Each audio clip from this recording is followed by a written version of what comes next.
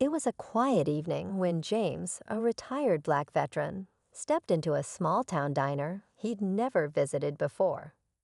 The kind of place where you'd expect a warm meal and polite service. But instead of hospitality, James was met with cold stares and whispered comments. The restaurant owner, a man named Tom, walked up to James with a smug expression, his tone sharp and dismissive. "We don't serve your kind here," he muttered under his breath. James had faced discrimination before, but something about this encounter cut deeper. He'd spent years serving his country, fighting for freedom and equality.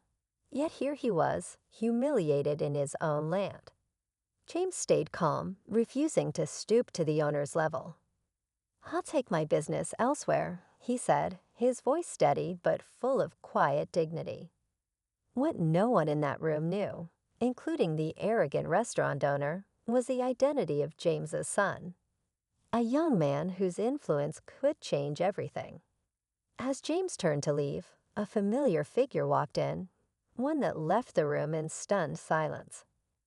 What happens next will shock you, challenge your expectations, and prove that courage and justice often come from the most unexpected places.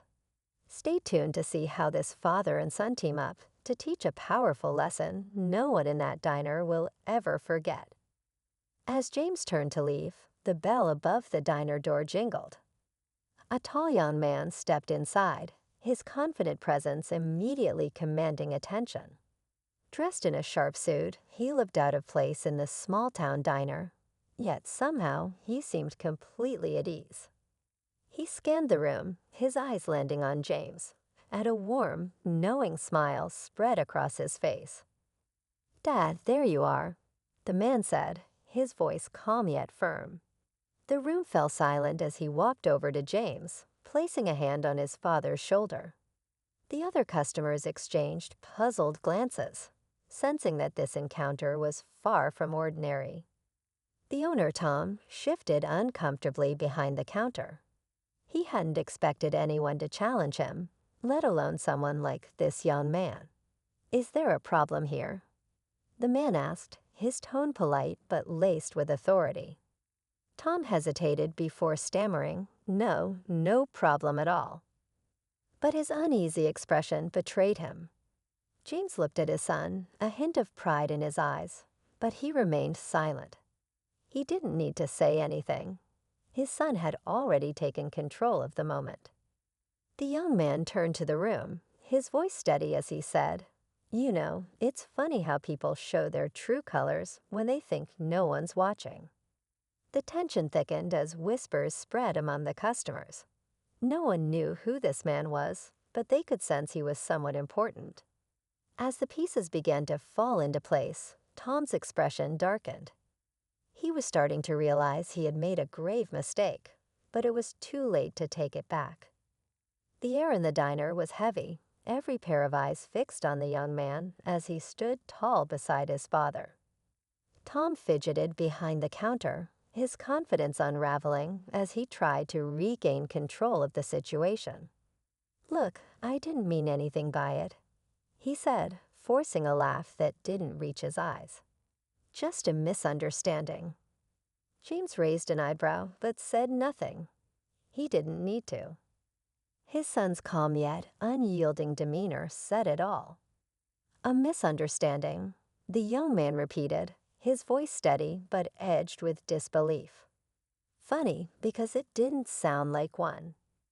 The murmur of voices grew louder among the customers.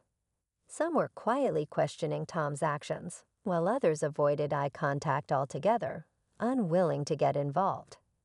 A young waitress standing near the kitchen nervously wrung her hands, clearly uncomfortable but unsure what to do. Tom's frustration boiled over. "Who do you think you are, walking in here and making a scene?" he snapped, his voice sharp with defensiveness. But as soon as the words left his mouth, his expression faltered. The young man didn't flinch. He reached into his pocket and pulled out a card, sliding it across the counter. Tom hesitated before picking it up, his face paling as he read the name and title printed there.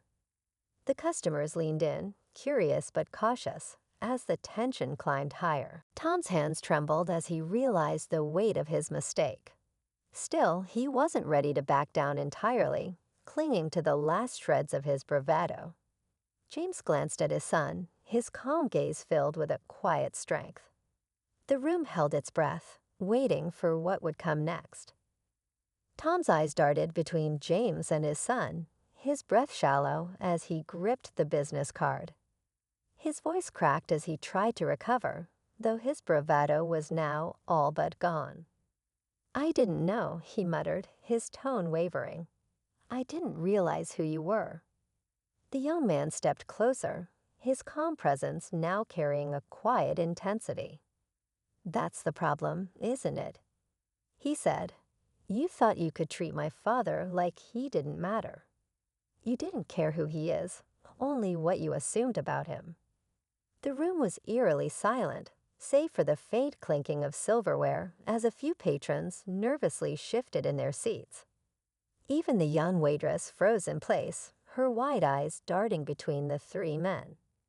Tom swallowed hard, his earlier arrogance completely shattered. He glanced at James, who had been silently watching the entire exchange, his expression unreadable. "Look," Tom stammered, "I made a mistake." "I—" "No," the young man interrupted, his voice firm but not loud. "This isn't just about a mistake. It's about how often people like you make men like my father feel invisible. After everything he's done for this country, you couldn't even give him basic respect." The weight of those words hung heavy in the air, and the tension in the diner was unbearable. Tom's face flushed with shame, and several customers looked down at their plates, unable to meet anyone's gaze. James finally spoke, his voice low but steady. "I've seen men like you before," he said, his words cutting through the silence. "But you've never seen men like my son." Tom's hands trembled as he realized the reckoning he was about to face. Just as the tension reached its peak, the diner door opened again, and a woman in a crisp uniform stepped inside. She scanned the room quickly before her gaze landed on James and his son. "There you are," she said, her voice professional but warm. "We've been looking for you." The room collectively stiffened. The embroidered badge on her chest identified her as part of a local news team, and a cameraman followed closely behind her, lugging equipment. Tom's face went pale as she approached, her focus shifting to the young man. "We were hoping to get your statement about tonight's events," she said, her voice carrying a hint of urgency. Tom's jaw dropped. "Statement? What's going on?" He blurted out, panic rising in his voice. He looked around, suddenly aware that the whispers among the customers had grown louder. The young man turned to the reporter, his expression calm but resolute.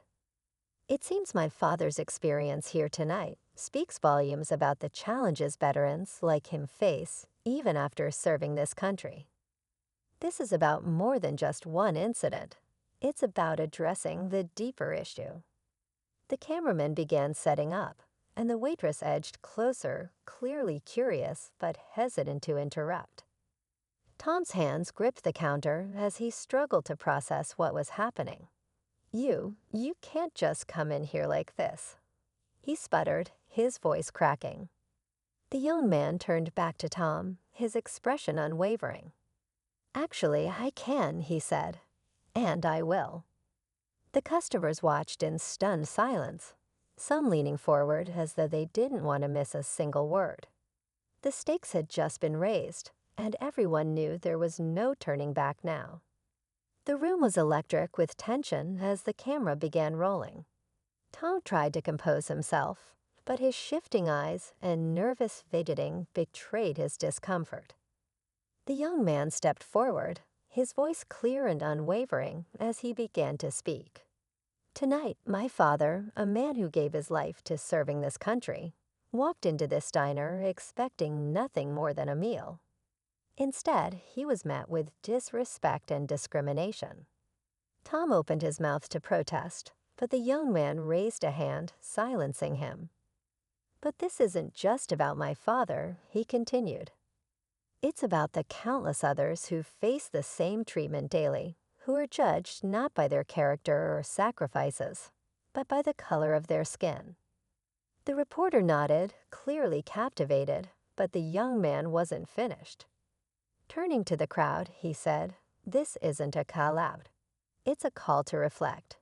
What kind of community do we want to be? One that tears people down, or one that lifts each other up?" Tom's face flushed, and for a moment, it looked like he might apologize. But then the young man dropped the final twist. "Oh, and in case you're wondering who I am, my name is Marcus Evans. I'm the founder of the Veterans Justice Initiative, and tonight, this diner will be the first to be reviewed for our new fairness campaign." Gasps rippled through the room. Marcus's reputation as an advocate for veterans' rights was well known, and Tom's expression turned from anger to dread. The reporter smiled knowingly, and Marcus turned back to his father. "Let's go, Dad," he said quietly. As they walked out, the diners erupted into murmurs, leaving Tom standing frozen, his world forever changed. As James and Marcus stepped outside into the cool night air, the hum of the diner behind them faded. James glanced at his son, a quiet pride in his eyes. "You didn't have to do all that, you know," he said with a faint smile. Marcus shook his head, his expression softening. "I couldn't let it slide, Dad. People need to see that this kind of behavior isn't just wrong, it's unacceptable. And it's time we started holding folks accountable." James nodded, his steps slowing for a moment. "You've got a way of making people listen. That's a gift," he said. Marcus chuckled, placing a reassuring hand on his father's shoulder. "I learned from the best." Back inside the diner, the atmosphere was tense. The customers murmured amongst themselves, and the young waitress looked out the window, watching as James and Marcus walked away. Her expression was thoughtful, as though something in her had shifted. Tom stood frozen behind the counter, the weight of the evening sinking in. He glanced at the card Marcus had left behind, the bold letters staring back at him. Asterisk Veterans Justice, Initiative Asterisk, he sighed deeply, realizing that tonight was just the beginning of a long reckoning. For James and Marcus, it wasn't about revenge. It was about change. As they got into the car, Marcus turned to his father with a smile, ready to grab dinner somewhere else. James laughed, the tension finally lifting. As long as they'd got pie. Driving off into the night, they left behind more than just a diner. They left a message, one that would ripple far beyond that small town. Some lessons aren't just taught, they're lived.